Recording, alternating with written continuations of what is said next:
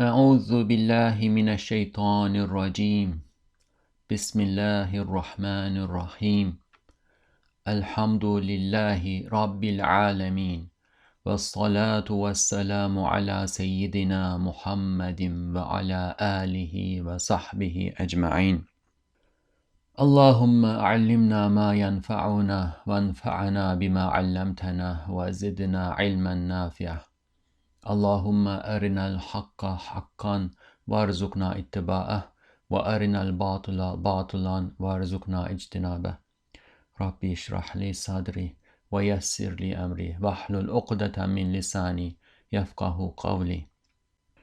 Assalamu alaikum wa rahmatullahi wa barakatuh. Welcome to the Reflections on the Risale-i Nur by Bediuzzaman Said Nursi podcast series. This is Mustafa Tuna. You can listen to the episodes of this series wherever you listen to your podcasts or at the website www.reflections-rn.org. In this episode, inshallah, we will continue reading the 10th word. The 10th word is about the verity, reality of life after death and bodily resurrection. It is a lengthy treatise. It has 3 main sections. The first one was a representational story. We read through that, and that set a pattern of thought in our minds.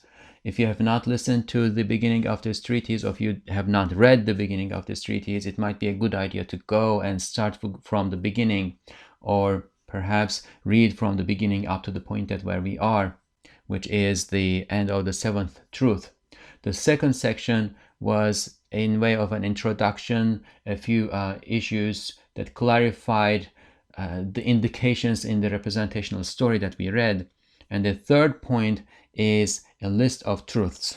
And these are really, really powerful truths, powerful evidences that Ustad Nursi brings to the verity, reality of life after death and bodily resurrection. And this is important because in the tradition of Islamic scholarship, the issues beyond prophethood and the oneness and existence and some of the attributes of God are usually referred to the scripture, saying that these are issues that cannot or do not need to be proven through intellectual reasoning. Once we establish that the Prophet ﷺ is a true prophet and the Qur'an is God's word, God's message to the creation, whatever is in there in what they say in the Qur'an and the prophetic traditions has to be taken as truth. And that is valid, that is perfectly fine, that has maintained the faith of millions, perhaps billions of believers throughout history. However, at the time that we are in, the challenges to articles of faith have started to come from a more intellectually based, more observationally based, more empirically based ground. The challenge to faith in the given era that we live in comes from 2 main sources. One is science, which is supposed to be an investigation of reality as reality is, but because it is a boxed science in the sense that it does not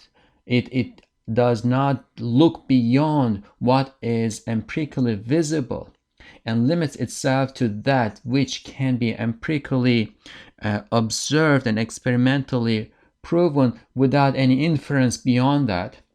And it considers any inference beyond the empirical observation and experimental findings almost a heresy, right? It's boxed in this visible realm, and despite this limitation, it claims authority to reality and truth, and that authority is almost universally accepted because of the technological benefits that it offers. Science is one source and of this belief, and the other source is entertainment, the almost inflation of the compulsive soul to such an extent that it fills the entire existence of human beings. So in this context, the more proofs we have, the better.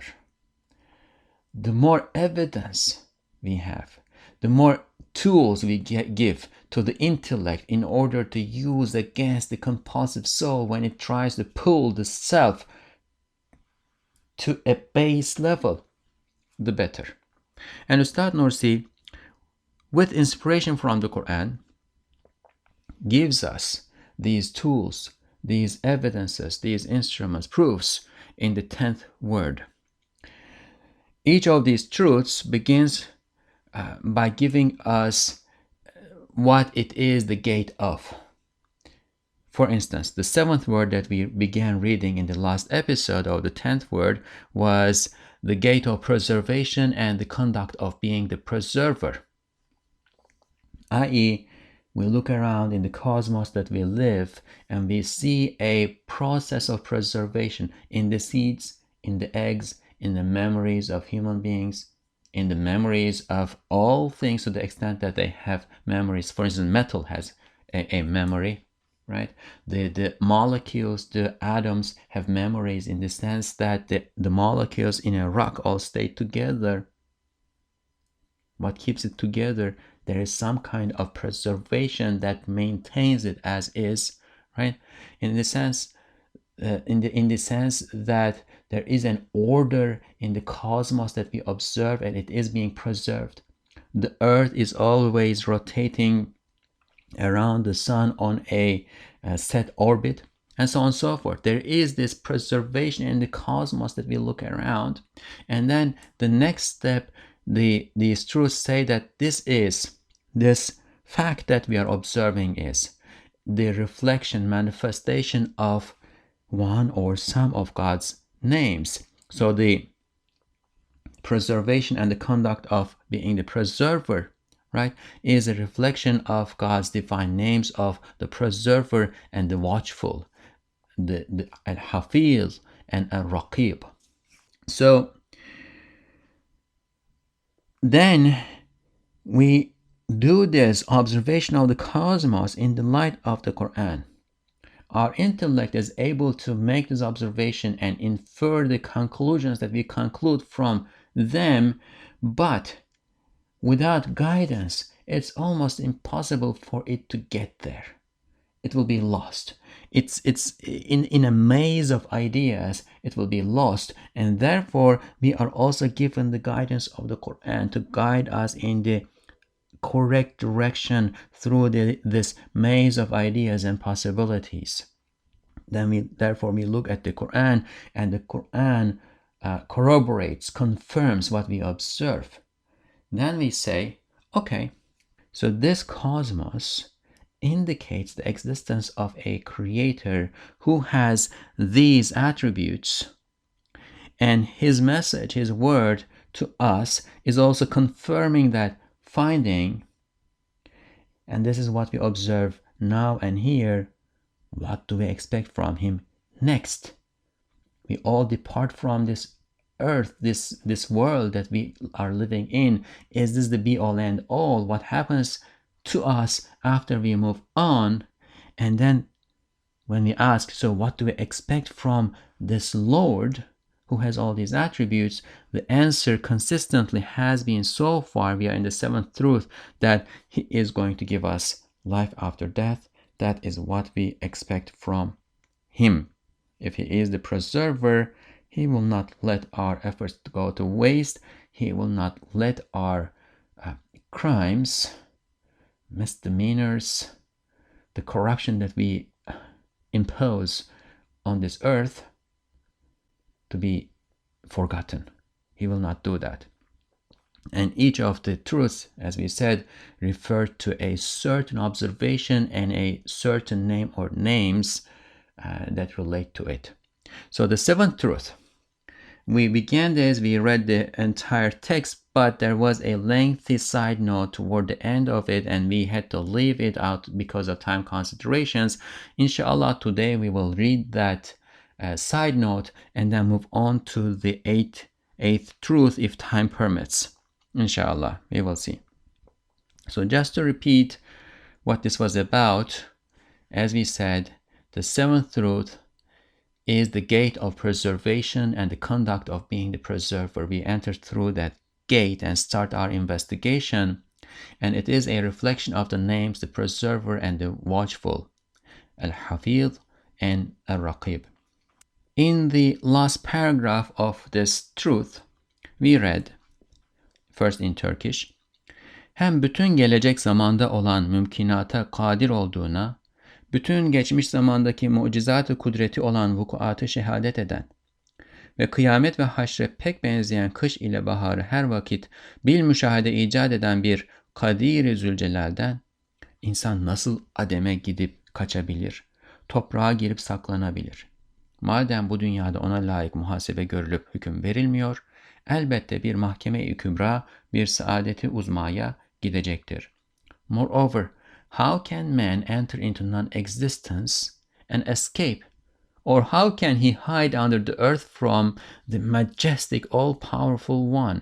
That is God, of course. While all happenings of the past, which are his God's miracles of power, testify that he is powerful over all possible things of the future.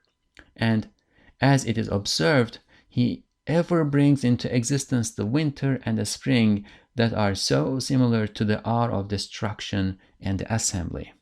In the winter, there is destruction. In the spring, there is a reassembly of things, recreation of things.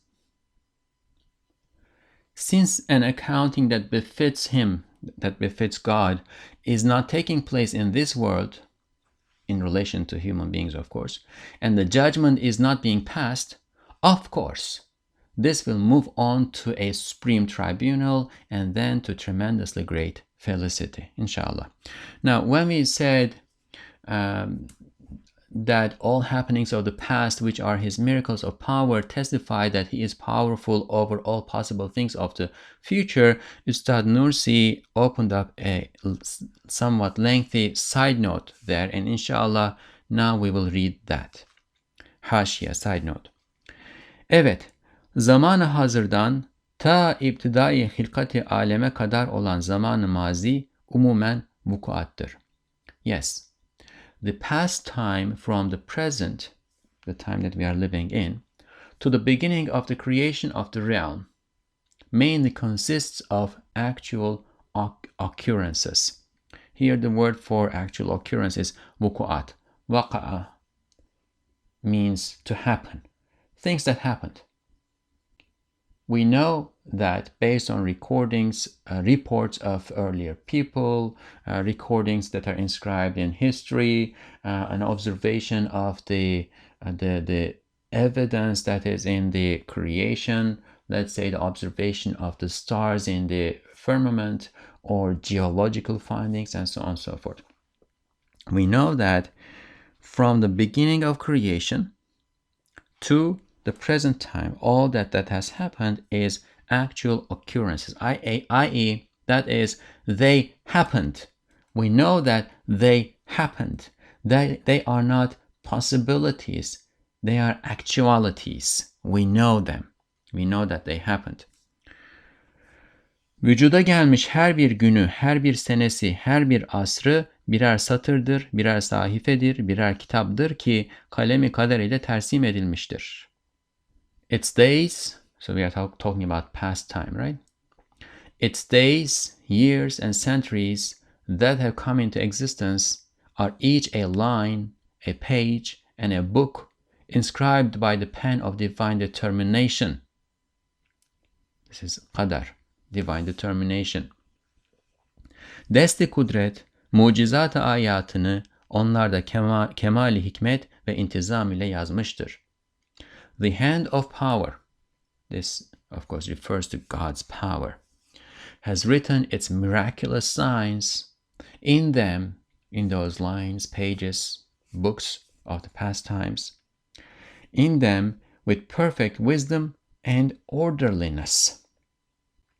So we look and we see that things have happened. They must have an agent that made them happen, right?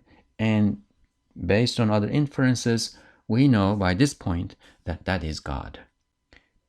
And because they happened, we know that God is capable of doing all those things that are miraculous. If Big Bang is accurate, for instance, imagine what a thing it is. Imagine all the substantive matter that now makes up the cosmos, the galaxies, the stars, billions and billions of stars and galaxies, and imagine the massiveness of all of that, all squeezed into a tiny volume. And imagine how that opens up in a nanosecond and things start to form. The elements come into existence under pressure and heat from all those happenings of that moment and the other things that happen thereafter. Imagine how stars are almost like cauldrons in which these potions are being boiled and molecules and atoms and elements are being produced. Imagine life on earth. Imagine all of these things. They have all happened and God made them. We know that He is powerful in doing all of these. He is capable of doing all of these. Şu zamandan ta kıyamete, ta cennete, ta ebede kadar olan zaman-ı istikbal umumen imkanattır. Now we look at the future. This was the past. Now we look at the future. The future time from the present to the day of rising, the last day when everything will be destroyed. Then to paradise and all the way to eternity. So what was in the past is great and grand and miraculous and massive, but what is to come actually is even bigger. Day of rising, everything being destroyed, and paradise, and then eternity, forever. All of that mainly consists of possibilities. So this is from our point of view, of course. God is above time, and the paradise, the hell, they're all present in timeless time. So this is a concept that we will have difficulty grasping, but we just need to try and understand that God is the creator, we are created, and our abilities as the created beings are not fully up to the point in which we can comprehend God in His entity, in His essence. We cannot do that. But we can understand that something, sometimes we can even name it, that is beyond our full comprehension is valid and accurate and true and is there. So God is above and beyond time and therefore not restricted by time. Therefore, everything past and everything present and everything future is equally present in His knowledge and His access altogether. Therefore, the happenings of the future are actualities for Him, but for us who have not witnessed it yet, who are bound by time and live in time and attached to it and move in it or move with it, for us, all happenings of the future that are mentioned in the scripture, such as the day of rising, the paradise or the hell, and all the way to eternity, mainly consist of possibilities. They are not actualities, but possibilities for us.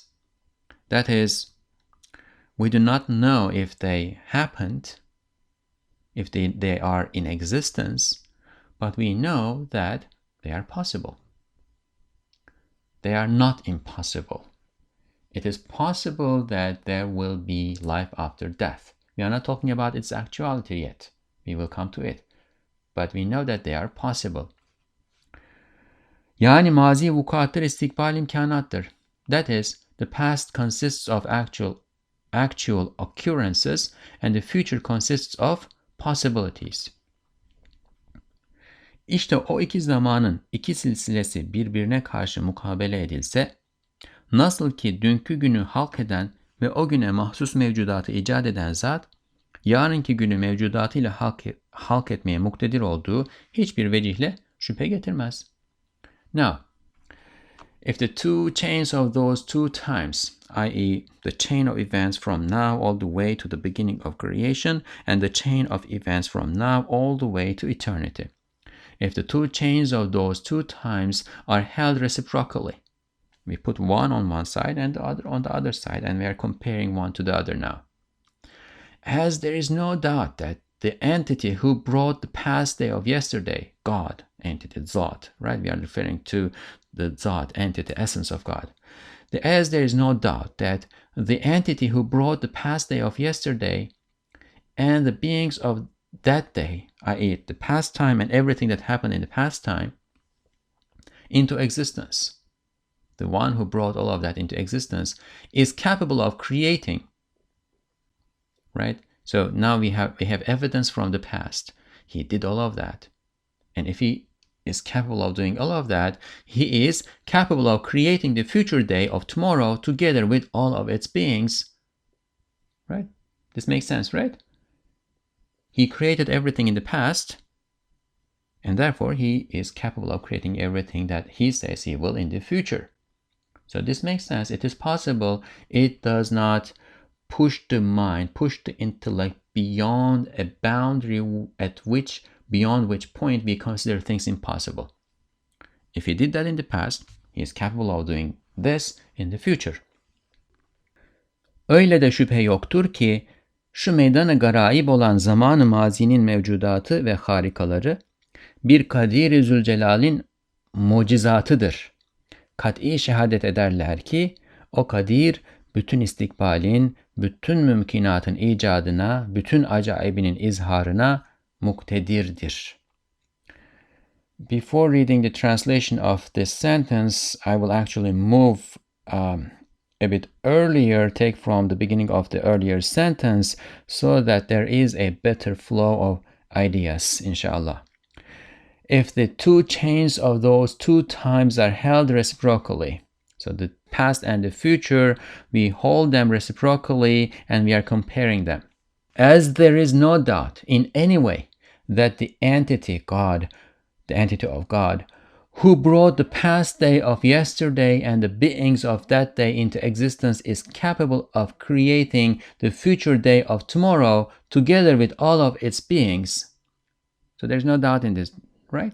The one who created the past is capable of creating the future and everything that happens in them. In the same way, there is no doubt that the beings and wonders of the past time, which is this arena of amazements, are the miracles of an all-powerful possessor of majesty. So they are not just happenings, they are not just happen chance. If we think deeply about them, we see that they're all miracles. They're all things that leave us incapable of bringing an imitation of them. They all incapacitate us in our abilities to bring an imitation, and they incapacitate everything in the creation to be able to do that. Not any human being, not the molecules, not the cells, not the living organisms, not the stars, not all of them put together in a combination. Nothing in the creation is capable of realizing what we observe has happened. They're all incapacitated. We see all of them incapable of doing that. We see all of them powerless to do that. And therefore we say, there is one beyond what we observe in this creation who created them all. That's what mu'jiza is in this sense. That's what a miracle is in this sense. In the same way, there is no doubt that the beings and wonders of the past time, which is this arena of amazements, are the miracles of an all-powerful possessor of majesty. They all point us to him, and they all point us to the fact that he is all-powerful and he is the possessor of majesty. He is majestic.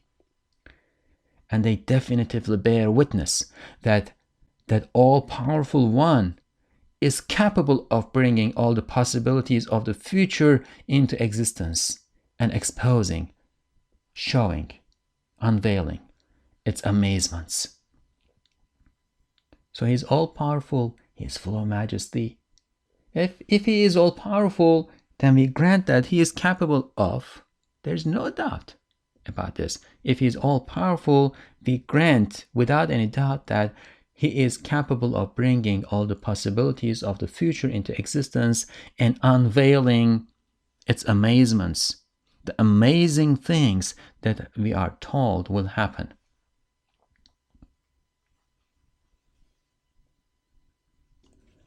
Evet, nasıl ki bir elmayı halk edecek, elbette dünyada bütün elmaları halk etmeye ve koca baharı icat etmeye muktedir olmak gerektir.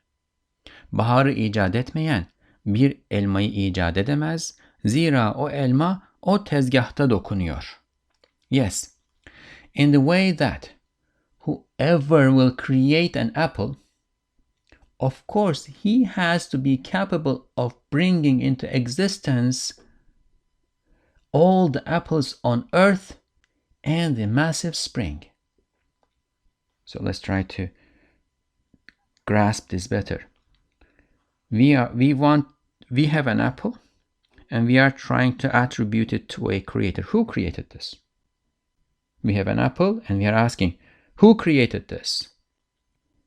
And as we are searching, we come to the conclusion that, of course, whoever created this has to be capable of bringing into existence all the apples on earth and the massive spring. He who does not bring the spring into existence cannot bring the apple into existence, because that apple is being woven on that loom, i.e., the apple is created in the workshop of the spring. If we think of the apple as a fabric, it is being woven in the loom of the spring. So the one who created the apple has to be the one who created the spring. Because, as we said, we cannot attribute any of this to anything in the creation anyway. So we are looking for someone outside the creation. The creator has to be outside the creation. And then we say, well, the one who created the apple has to be the same one who created the spring. And when we apply this to everything as we will, we come to the conclusion that he is one. There cannot be more than one. There's perfect match. Everything fits together, and therefore they all have to be coming from a single hand of power. Let's read this again. Yes, in the way that whoever will create an apple, of course, has to be capable of bringing into existence all the apples on earth and the massive spring. He who does not bring the spring into existence cannot bring the apple into existence, because that apple is being woven on that loom. Bir elma, bir ağacın, belki bir bahçenin, belki bir kainatın misali musaggarıdır. Hem sanat itibariyle o koca ağacın bütün tarihi hayatını taşıyan elmanın çekirdeği itibariyle öyle bir harika sanattır ki onu öylece icat eden hiçbir şeyden aciz kalmaz. An apple is a small similitude of a tree, in fact an orchard, and in fact an entire universe. An apple is a small similitude of a tree. In the tree, you see the apple. All the attributes, qualities of the tree, they have to come together for the apple to come into existence. And in that apple, and through that apple in the tree, and through the tree in the orchard, and when you think even deeper, through the apple in the orchard, you see that All the attributes of the orchard have to come together for the apple to come into existence. Because that tree is not existing in a vacuum. The earth, the sun, the climate, the nutrition in the earth, the water, everything. Everything has to be there for the tree to be the tree, to grow like a tree. And that necessitates the orchard, the environment, right? And if you think deeper about it, the orchard entails the existence of the entire cosmos, because it is through the existence of that entire cosmos that this orchard came into existence. An orchard has a whole lot of carbon and other elements too, but carbon is probably the easiest one to think about. What is a carbon? Again, if Big Bang is true, or even if Big Bang is not true, at the early stages of creation, we don't have to deal with the process. We know that at the early stages of creation, based on what we observe in the cosmos, there was no carbon. It was all hydrogen. How did carbon come into existence? Well, as we talked before, these stars are acting like cauldrons in which these portions are being boiled and the carbon is being produced. So each carbon element that makes up that apple, that makes up that tree, and all the trees and all the apples in the orchard, at some point was boiling in a potion in a star somewhere in the universe. And therefore, you cannot have that carbon element in that apple without the universe, the entire cosmos being in existence. The universe. That's why we talked about this before, right? It is universe. It is not multiverse. Everything is connected to one another. An apple is a small similitude of a tree, in fact an orchard, and in fact an entire universe. Moreover, from the point of view of its artistry, the artistry that is in the apple's seed that carries the entire life story of the massive apple tree is such a wonder of artistry that he who brings it into existence in the way that it is would not be incapable of anything. If everything that is in existence is necessary in order to put the apple together and even squeeze all the properties of the apple into a tiny seed, then whoever created that seed with such artistry, right, he has to be capable of creating everything, because everything, the creation of everything, is necessary for that apple seed to exist. He who brings it into existence in the way that it is would not be incapable of anything. Take a look at the seed. He who created it in the way that it is cannot be incapable of anything, i.e., he has absolute power. His power, his capabilities are not limited, boundless. The concept of infinite may be misleading. We may not be able to conceive it fully, but if we say it this way, it is easier to understand. There is no bound, there is no limitation. Absolute, that is the meaning of absolute. Moves into everything, moves in everywhere, moves in every direction. There is no limit to it.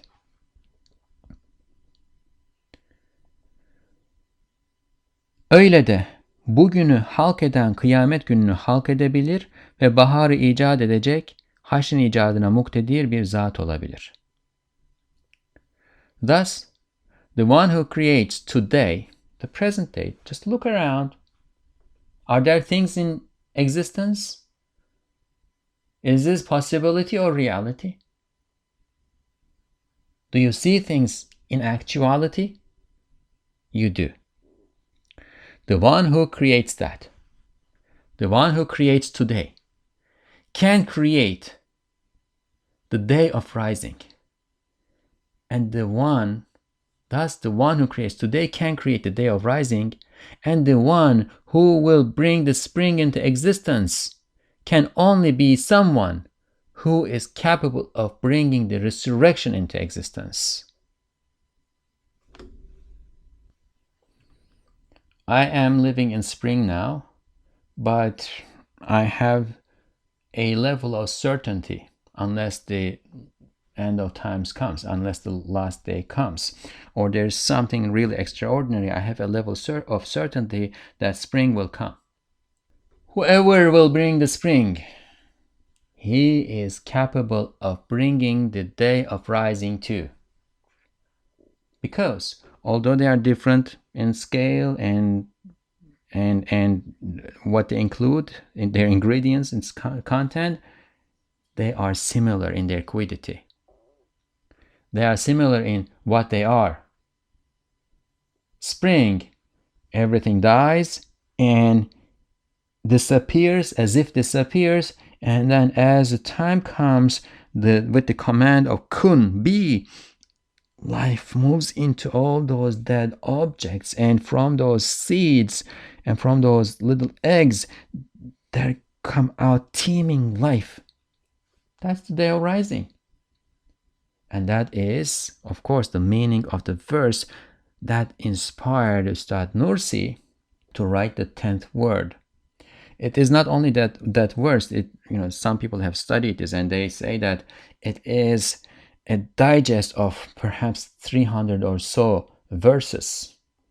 But at the very beginning is the verse in which God tells us, look, whoever brought this into existence is capable of bringing that into existence.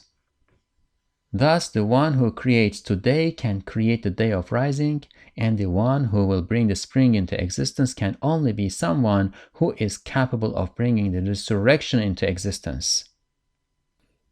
Zaman-ı mazinin bütün alemlerini zamanın şeridine kemal-i hikmet ve intizam ile takıp gösteren, elbette istikbal şeridine dahi başka kainatı takıp gösterebilir ve gösterecektir. The one who attaches all the realms of the past time on the real of time with perfect wisdom and orderliness. And this is an imagery that Ustad Nursi uses elsewhere too. You can imagine time as a reel, a cinematic reel with frames moving one after the other. And God attaches the actualities, all things that are in existence at the given time, to that reel, one by one. The one who attaches all the realms of the past time on the reel of time with perfect wisdom and orderliness can of course attach and demonstrate, unfold, another universe on the reel of the future, and he will unfold. He will demonstrate. Kaç sözlerde, bilhassa 22. sözde gayet kat'i ispat etmişiz ki her şeyi yapamayan hiçbir şeyi yapamaz ve bir tek şeyi halk eden her şeyi yapabilir. We have definitively proven in several words of course is referring to the treatises in this book that we are reading, the words. We have definitively proven in several words, and especially the 22nd word, that he who cannot make everything cannot make anything.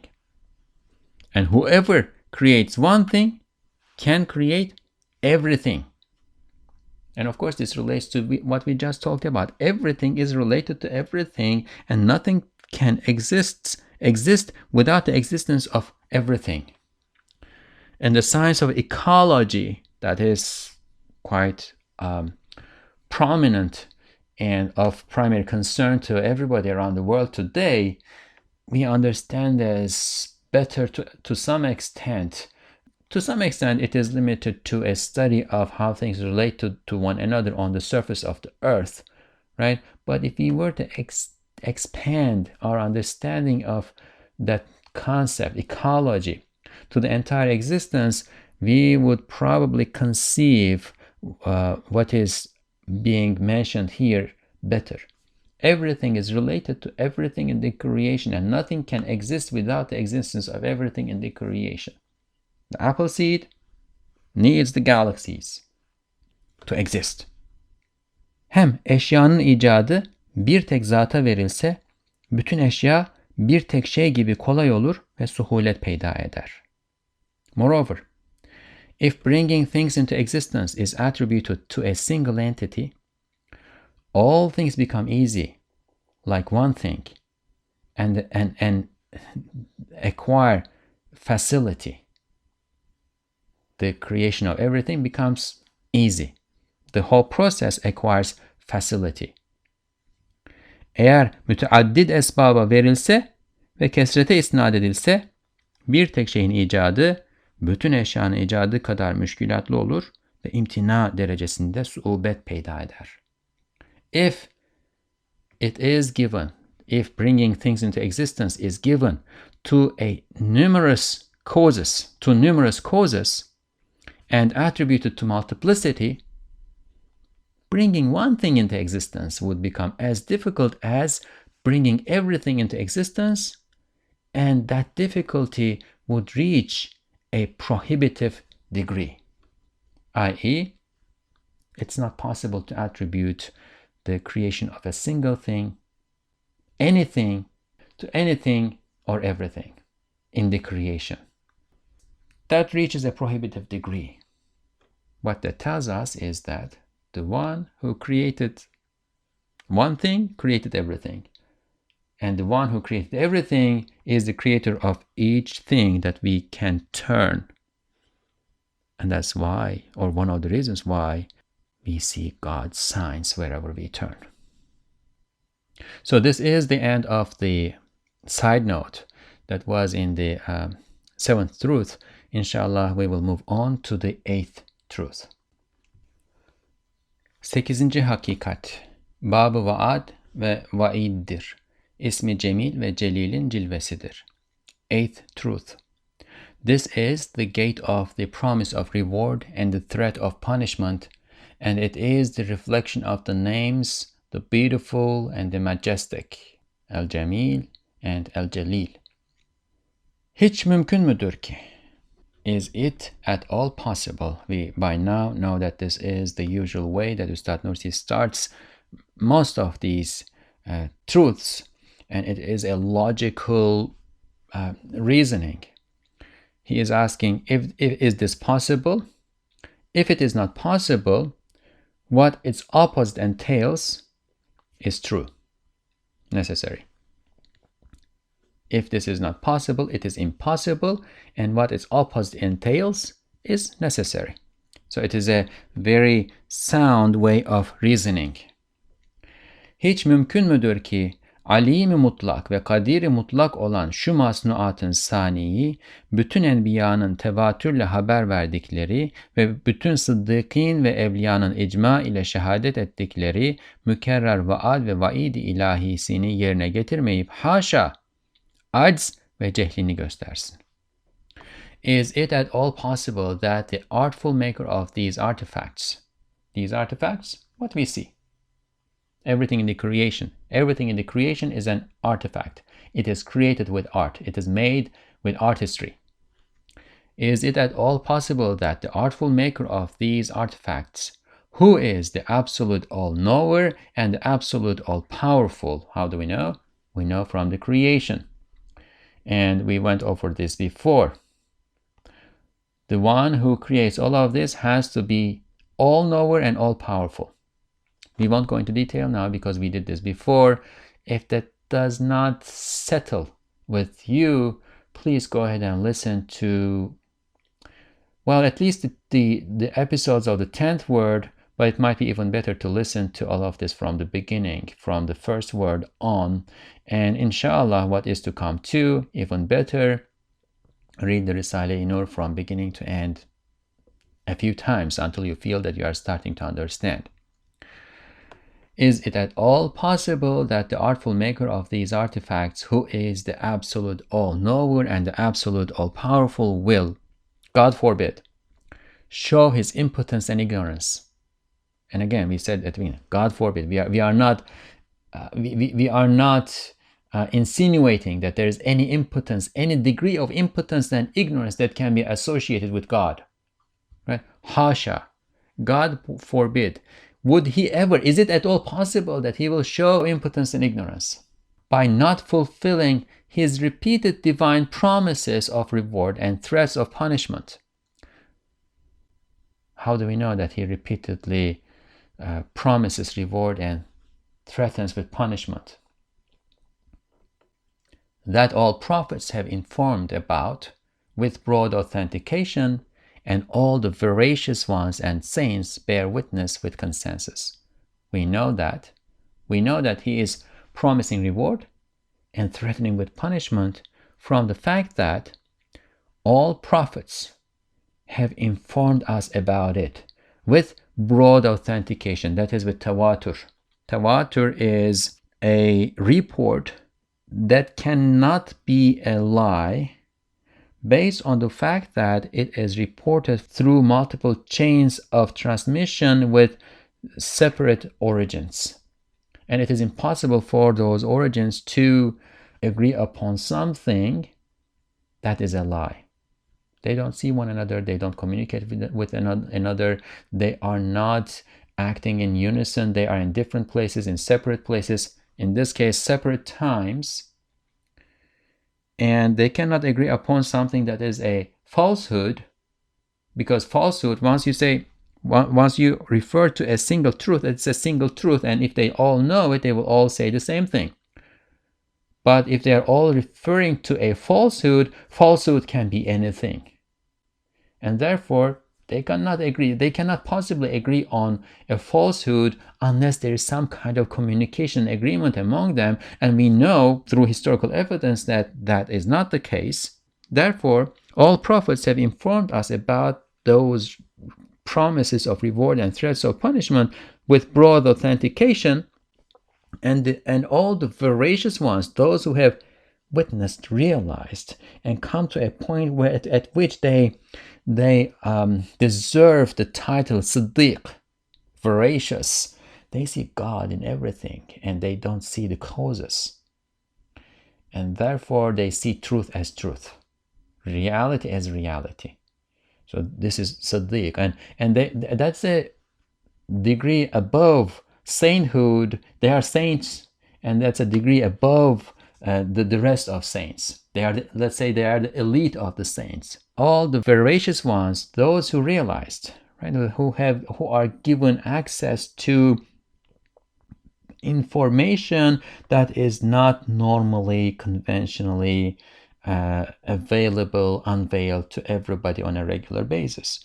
But because of the rank that they have attained with their Lord, this information is given to them, unveiled to them. The veracious ones and saints bear witness with consensus.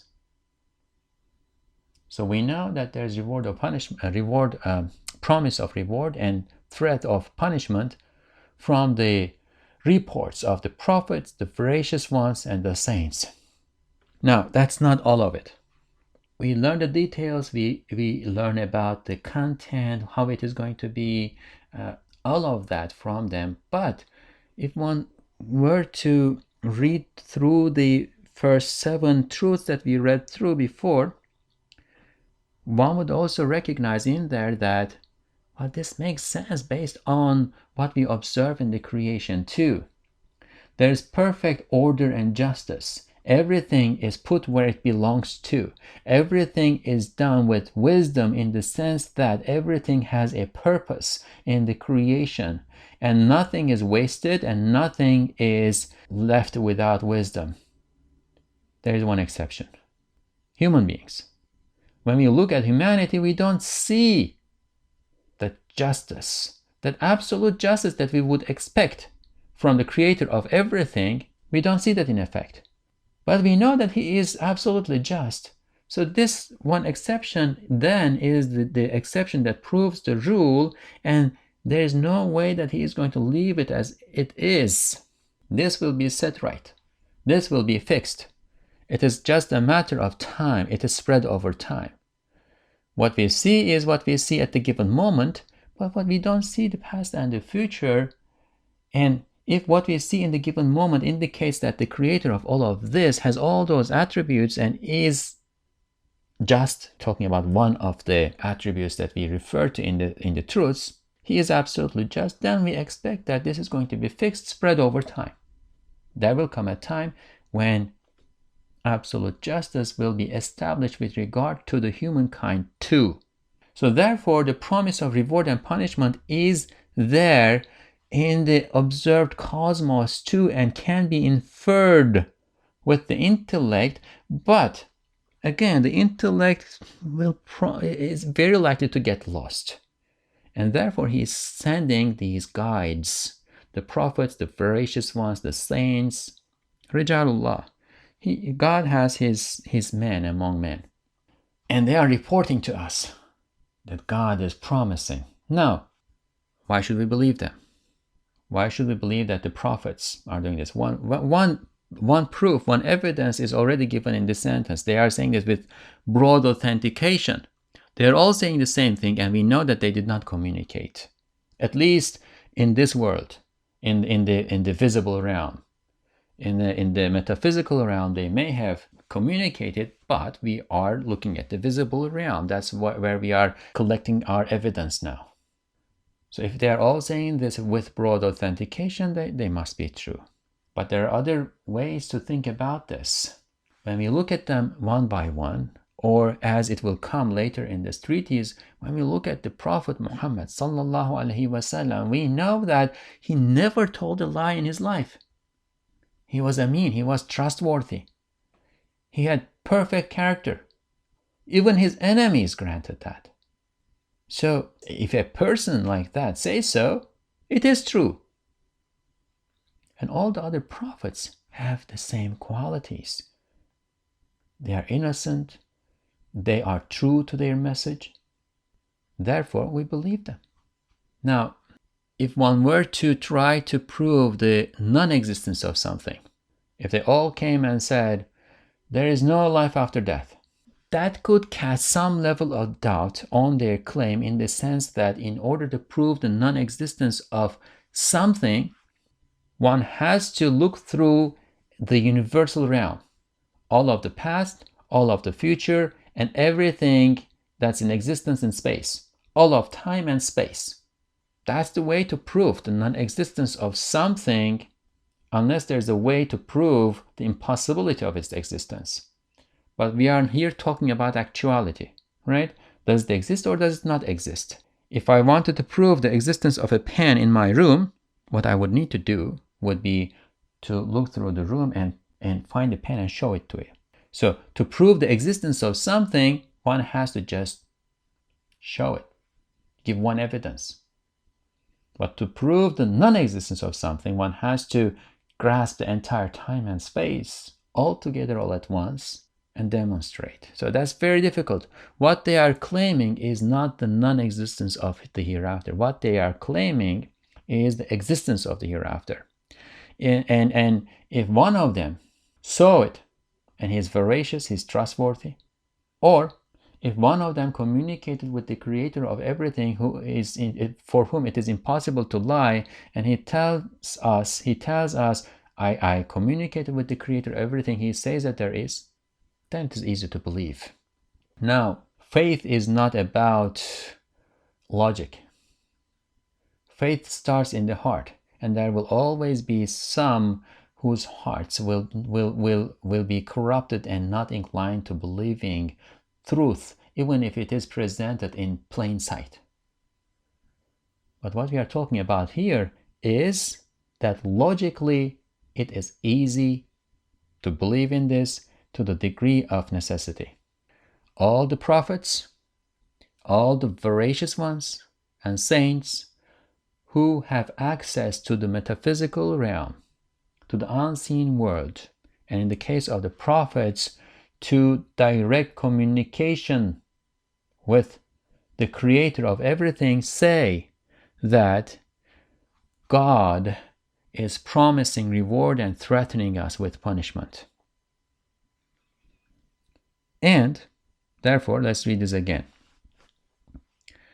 Is it at all possible that the artful maker of these artifacts, who is the absolute all-knower and the absolute all-powerful, will, God forbid, show impotence and ignorance by not fulfilling his repeated divine promises of reward and threats of punishment that all prophets have informed about with broad authentication, and all the veracious ones and saints bear witness with consensus? Halbuki vaad ve vaidinde bulunduğu emirler kudretine hiç ağır gelmez. Is it at all possible that he is going to do, and that is while the things that he promises and threatens with are not at all heavy to his power? They are not difficult for him. We just went over what the past proves as to the possibilities of the future. He is all powerful. And Ustad Nursi, when he refers to God with his attributes and names, he never does that randomly. If we could go back and pay attention, the names that he brought up are the artful maker of these artifacts, who is absolute all-knower and absolute all-powerful. And now he is saying the things that he promises and threatens with are not at all heavy, difficult for his power. What can be difficult for absolute power? Absolute means no limit. There is no limit to his power, and therefore nothing is difficult for him. Pek hafif ve pek kolay. They are quite light and quite easy. Geçmiş baharın hesapsız mevcudatını gelecek baharda kısmen aynen, kısmen mislen iadesi kadar kolaydır. And there are two side notes here. I'm going to read the second time with the side notes in Turkish, and then in English I'm going to read the side notes, incorporate the side notes. Geçmiş baharın hesapsız mevcudatını gelecek baharda kısmen aynen haşiye 1, ağaç ve otların kökleri gibi, kısmen mislen haşiye 2, yapraklar, meyveler gibi iadesi kadar kolaydır. So, they are quite light. What he promises and threatens with are quite light and quite easy. As easy as the return of the past spring's beings, part identically, side note, like the roots of trees and plants, and part similarly, or part in similitude, side note, like leaves and fruits. Now, is it easy to return what was there in the past spring and summer after everything dies in the winter again in the coming spring? Not for me. If I was put in charge, I would not be able to do it. But we see when the spring comes that it is happening with ease, with absolute ease. And what that tells us that he is absolutely powerful over all things, and therefore, because he is the absolutely all-powerful one, he is doing this with ease.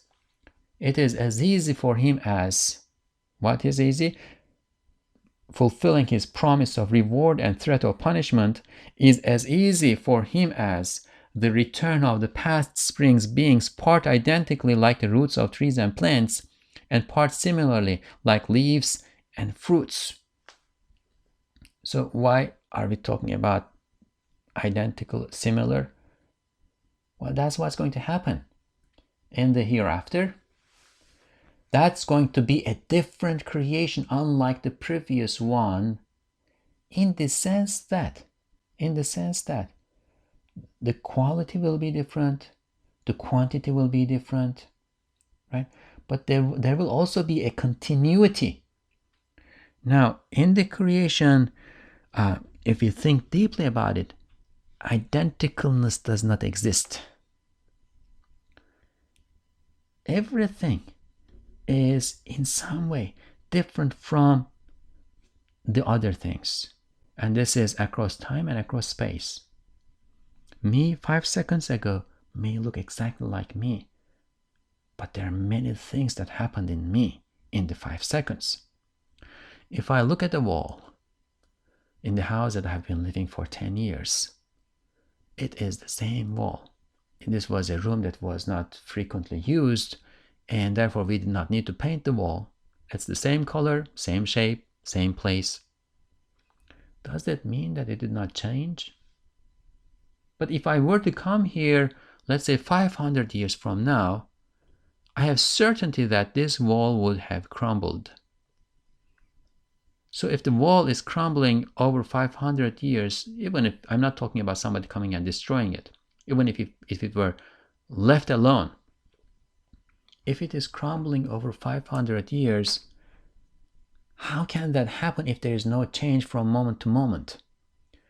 If there is no change from this moment to the next, and next to the next, next to the next, next to the next, next to the next, how can there ever be change?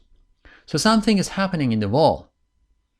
Now that we have electron microscopes and all sorts of other instruments and tools, we know that the wall is a tremendously dynamic object in which there are all these atoms and molecules and particles and subparticles and whatnot.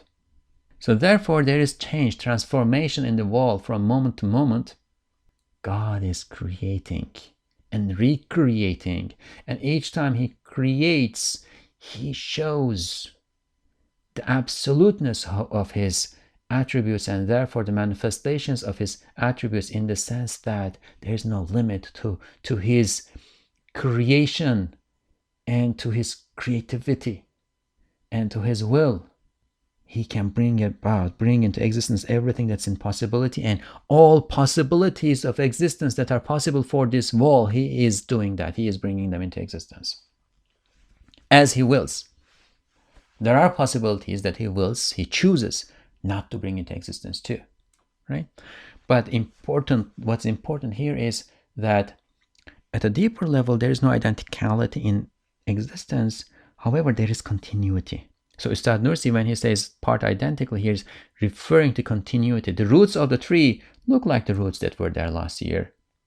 The branches, they look like they were there last year. I can recognize this if somebody took a picture, somebody showed me a picture of the tree in my yard from 20 years ago. I could tell, well, this is that tree and that's that tree, because I know the shape of the tree. There might be slight changes, but there is continuity in the tree, right? So there is continuity and there is change, and they both serve different purposes in the sense of the manifestations of God's names and attributes, God's self-revelation. So that he is going to, again, this was somewhat of a tangent, that it is easy for him to fulfill his promise and threat is as easy as the return of the past brings beings part identically, like the roots of trees and plants, and part similarly, or part in similitude, like leaves and fruits. He is doing it all the time. He is doing it all the time, and we witness that it is being done in ease. Therefore, it is easy. If it is easy, if he has the power over it, why would he show ignorance and impotence? That doesn't make sense. İfai vaad ise hem bize hem her şeye hem kendisine hem saltanat rububiyetine pek çok lazımdır. As for fulfilling his promise of reward, it is utmostly necessary for us, human beings. We talked about this before. We need eternity. Our hearts attached to things, and if eternity is not there, if this is the be-all and all, if everything is going to come to an end and become annihilated, that lacerates our hearts. We can't take it. We don't want it. We need it. We need it. It is utmostly necessary for us. For everything. Everything needs it. Everything wants it. Everything in the creation is inclined to perpetuating its existence. For the living objects, it's through procreation. For the non-living objects, it is that memory that we refer to that holds them together. For him, for God. Now, of course, when we use the word necessary for God, we are not referring to any kind of limitation. What we are referring to is that the God that we learn about, that we know about, by observing the manifestations of his attributes in the creation. That knowledge entails that this is what's going to happen. Otherwise, it is fully possible, it is fully within the realm of possibility that he may choose, after all of this is over, he may choose to annihilate everything.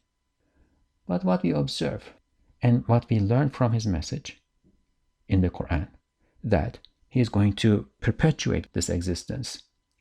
He is going to give continuity to this existence in a different realm. Therefore, that entails that fulfilling his promise and reward is necessary for him. Again, not in the sense of wujub.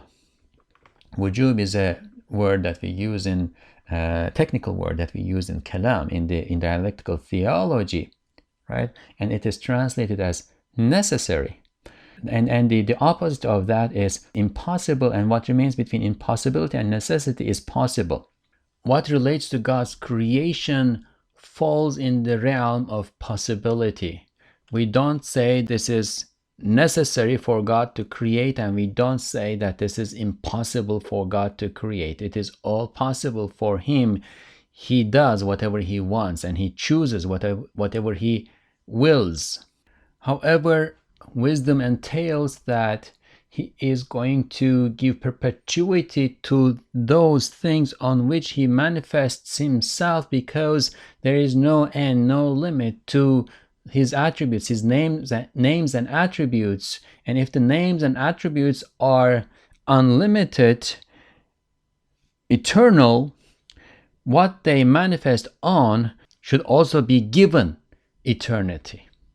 Therefore, wisdom entails that God will give perpetuity to his creation. God will give perpetuity to his slaves in an abode that is to come after the one that in which we live. Similarly, if he promised reward and punishment, and as we know him, it is inconceivable with the knowledge, the logic, the intellect, the order of things that we have, it is inconceivable for us to think that he will not fulfill his promise. And in that sense, it is necessary for him. From our point of view, it is necessary for him. It entails that he will fulfill his promise. So with a slight tweak in language, perhaps it is better for us to use the word inconceivable. Based on the information that we have here, it is inconceivable that he is not going to fulfill his promise or threat. That's inconceivable, and therefore it is, in that sense, it is necessary for him and for the royal power of his lordship. That's all what we have been talking about in all of these truths. It is inconceivable for God, as we know about him, as we learn about him from his creation, it is inconceivable that he is not going to fulfill his promise of reward and threat of punishment. Hulful vaad ise hem izzet-i iktidarına zıttır, hem ihata-i ilmiyesine münafidir. As for breaking his promise, that would contradict the dignity of his power and conflict with the comprehensiveness of his knowledge. Zira hulful vaad ya cehilden ya acizden gelir. That is because breaking a promise is either from ignorance or impotence.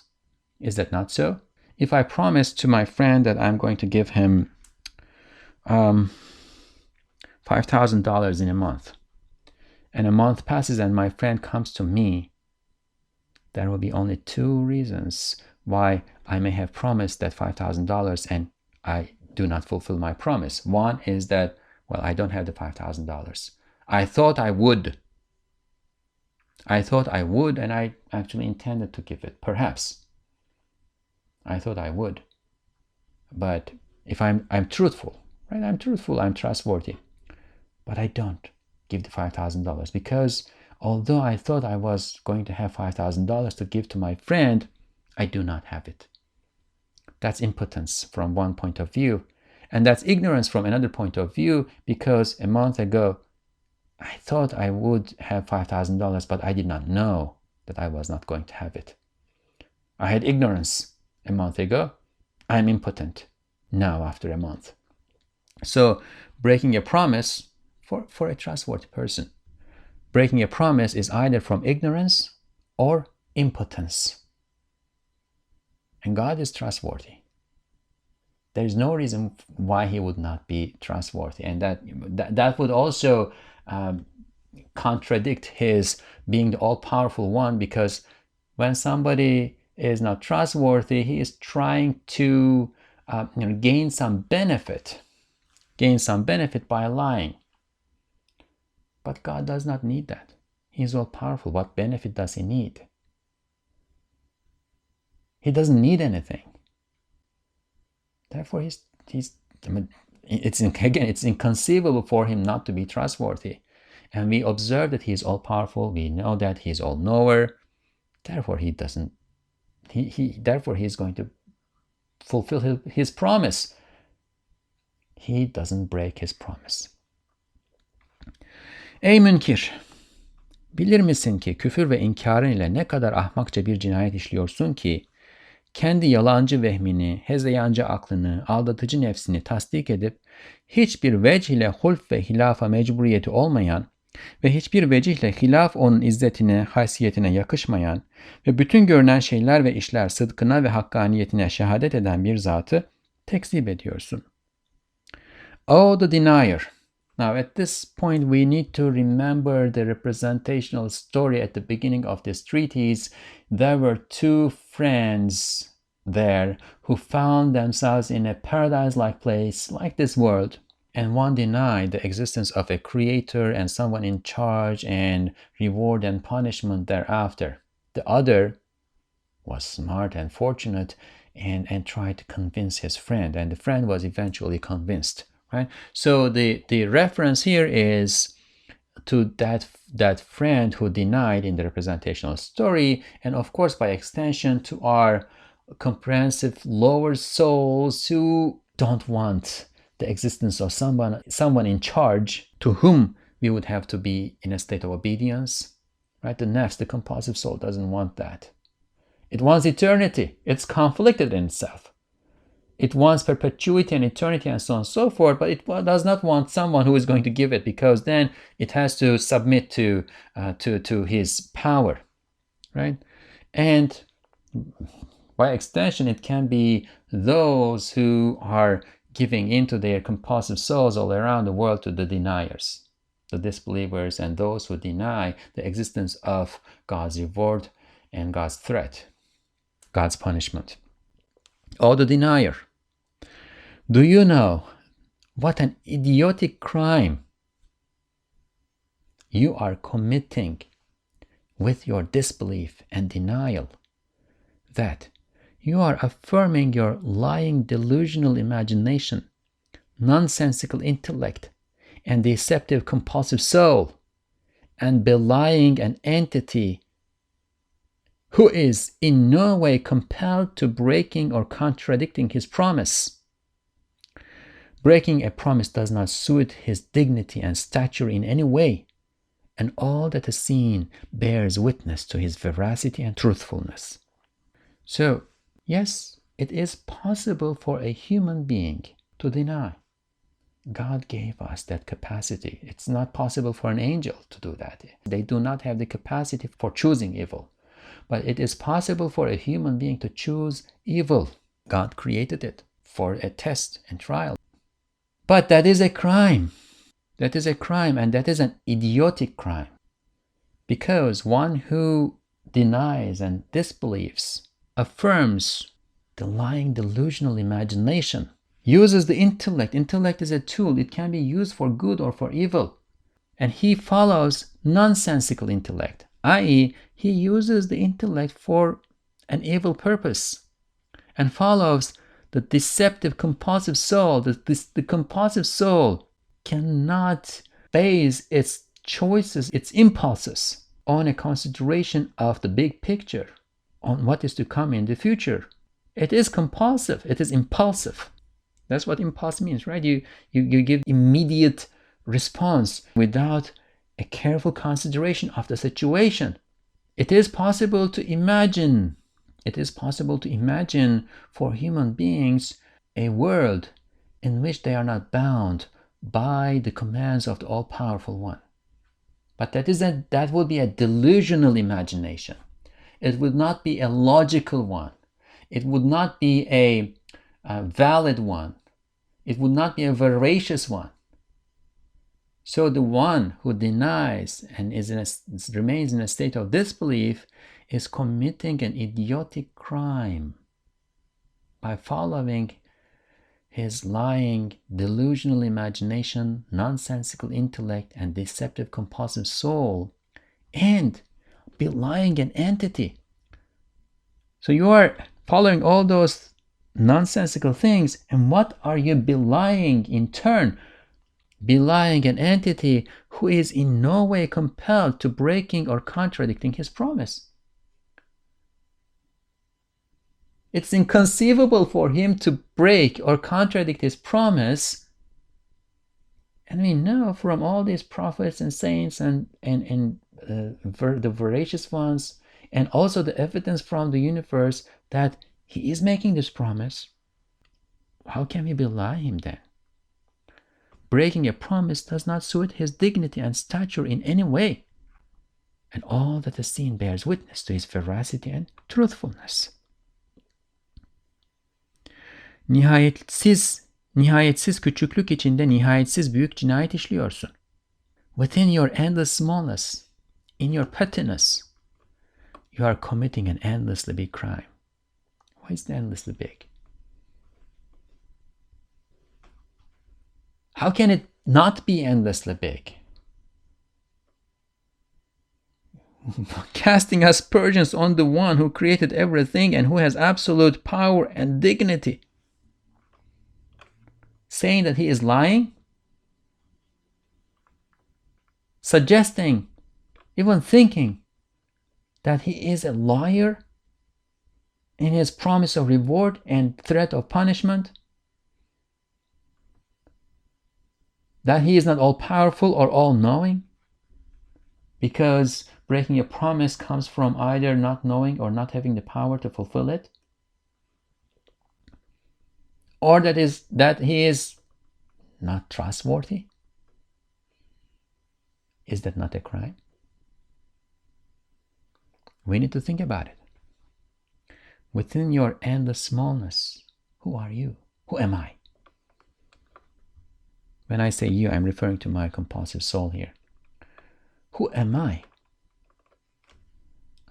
Absolute poverty and absolute impotence is what defines my essence. Who am I here in this state that I am going to cast such aspersions on his dignity? Is that not a crime? May God protect us. May God protect us. Elbette büyük cezaya müstehak olursun. Of course you will deserve a big punishment. Bazı ehli cehennemin bir dişi daha kadar olması cinayetinin büyüklüğüne bir mikyas olarak haber verilmiş. That a single tooth of some of the people of hell is as big as a mountain is reported as a unit of comparison to understand the magnitude of this crime. And that's in the hadith, in the prophetic traditions. Some of the people of hell will have teeth as big as mountains. So they will have more to absorb the pain, more to experience the pain. Those who are sent to paradise, their senses, their faculties of perception will expand to enjoy more. And those who are sent to hell, their faculties, their perceptions will expand to experience the agony of hell more. Misalin şu yolcuya benzer ki, güneşin ziyasından gözünü kapar, kafası içindeki hayaline bakar, vehmi bir yıldız böceği gibi kafa fenerinin ışığıyla dehşetli yolunu tenvir etmek istiyor. Your likeness would be like a traveler who closes his eyes to sunlight and looks at his imagination within his head. Like a firefly, his delusion tries to illuminate his dreadful path with the flashlight of his head. The sun is out and shining. It's illuminating the path. The Qur'an and the prophetic model is illuminating the path for us. But some of us choose not to look at the path in that light. We just close our eyes. We cannot blow off the sun by closing our eyes, but we can make it dark for ourselves on the path. But we cannot proceed in darkness either. Therefore, we start imagining a light in our heads. It's delusional. It is not real. It's not going to illuminate anything. It's just going to give us the sense that there is some kind of light out there, but it's not light at all. It's just in our imagination. It's like a firefly flying in the dark. And of course, this is a metaphor. The fireflies do not beam light in order to illuminate their way. They are trying to attract their mates. But the metaphor is meaningful. We don't look at the reality of these things. We look at the lesson that's to be attained from it. Like a firefly who is flying in the dark and beams a moment of light and thinks that that is what is going to show it the way. What is the momentous light that comes from a firefly in comparison to the sun? What is that delusional light that is in our minds once we close our eyes to reality as reality is in comparison to the sun of the Qur'an and the prophetic model? Madem şu mevcudat, hak söyleyen sadık kelimeleri, şu hadisat-ı kainat, doğru söyleyen natık ayetleri olan Cenab-ı Hak vaat etmiş, elbette yapacaktır, bir mahkeme-i kübra açacaktır, bir saadet-i uzma verecektir. Since the sublime real, Cenab-ı Hak, God, sublime real, whose veracious, truth-bearing words that these existent beings and truth-speaking articulate signs that the events of this universe are, has promised, of course he will do. He will open a supreme tribunal. He will give a most great felicity. May we be the recipients of his mercy so that we attain that felicity through his mercy to eternity. And may we escape his wrath in the supreme tribunal. His reward is great and his punishment is great. We need to hope for the first and fear the second. سبحانك لا علم لنا إلا ما علمتنا إنك أنت العليم الحكيم وآخر دعواهم أن الحمد لله رب العالمين. الفاتحة.